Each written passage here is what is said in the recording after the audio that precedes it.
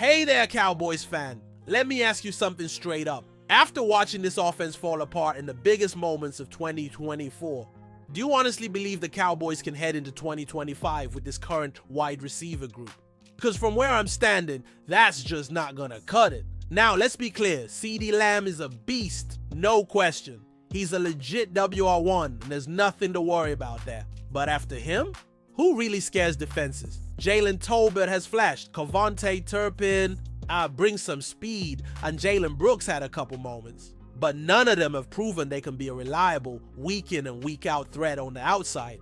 And that's where the name Jonathan Mingo comes in. Yes, the Cowboys made a move to get him from the Panthers, and sure, the talent is there. He's got the size, the tools, and the upside.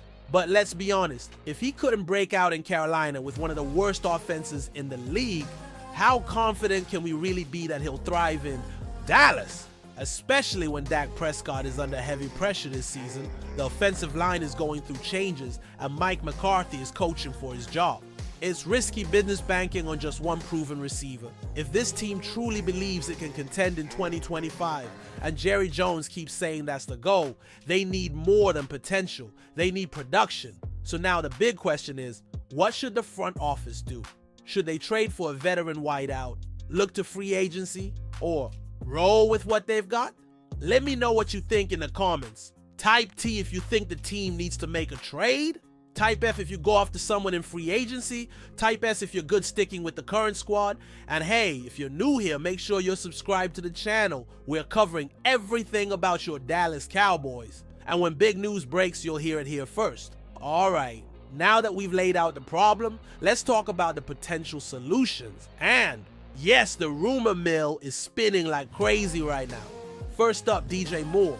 This one's got fans talking for good reason. Moore is a dynamic playmaker, still in his prime, and he's been stuck in bad quarterback situations for most of his career. But the Bears just drafted Caleb Williams, and they added Rome Odunze, so Moore could be the odd man out in that crowded receiver room. If he hits the trade block, the Cowboys need to be on the phone right away.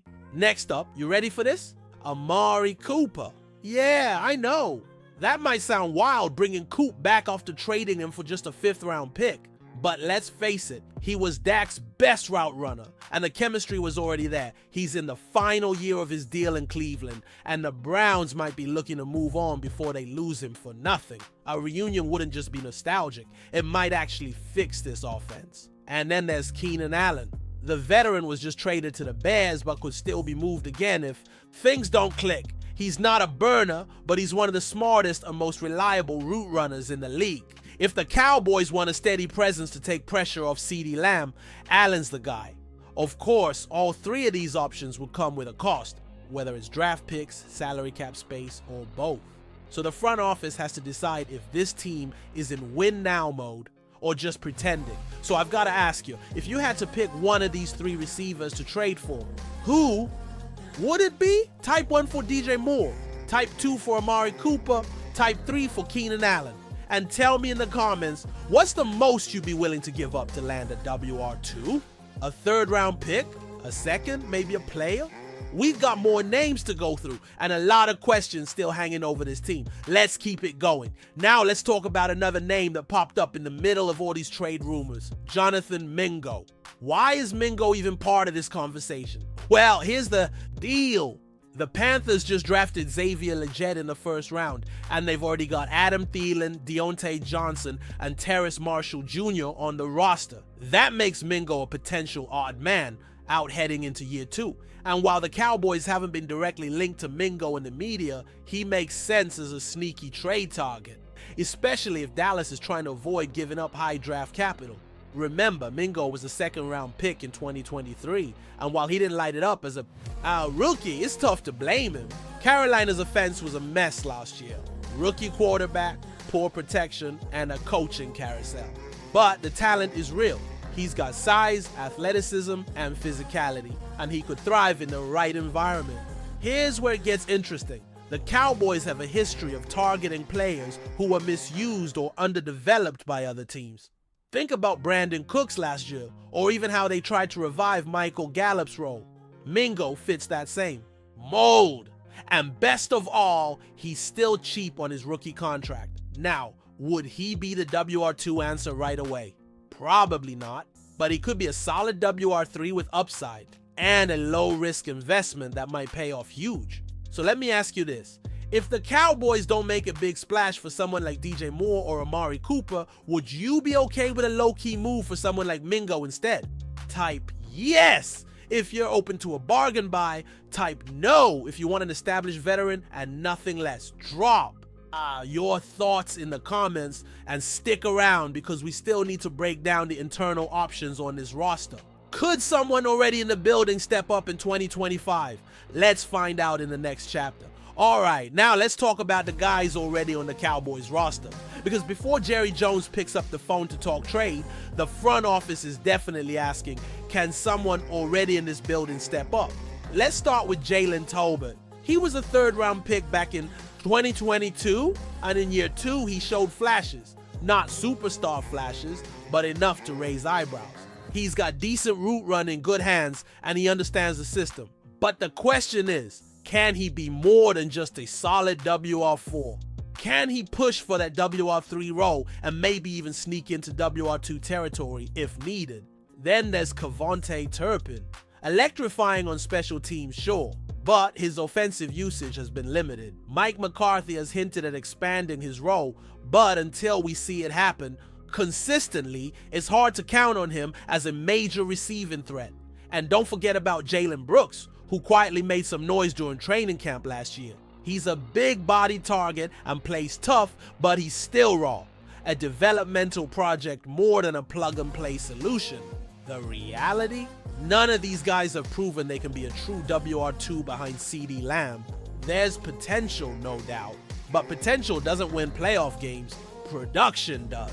So here's the question for you, and be honest with me here. Do you think the Cowboys should roll with their current group, trust the coaching staff, and hope one of these young guys makes the leap? Vote in the comments. Trust the young guys if you think they've earned a shot. Or type make a move if you believe this team needs to bring in help ASAP. Coming up next, we'll tie it all together and talk strategy. Should the Cowboys go all in for a veteran, play it smart with a low-risk pickup, or ride with a youth and hope for internal growth? Let's break it all down in the final chapter. Alright, we've gone through the options, weighed the potential trade targets, and discussed the internal possibilities. So now, what's the best move for the Cowboys? First off, going all in for a star could make sense if Jerry Jones is ready to push for a Super Bowl this season. Bringing in a proven veteran like Keenan Allen or DJ Moore would immediately elevate the offense, giving Dak Prescott a reliable option and taking some pressure off CeeDee Lamb. But here's the catch. You're going to have to give up assets to land these guys. You'll likely need to part ways with a pick or two, and possibly even some cap space to make the numbers work.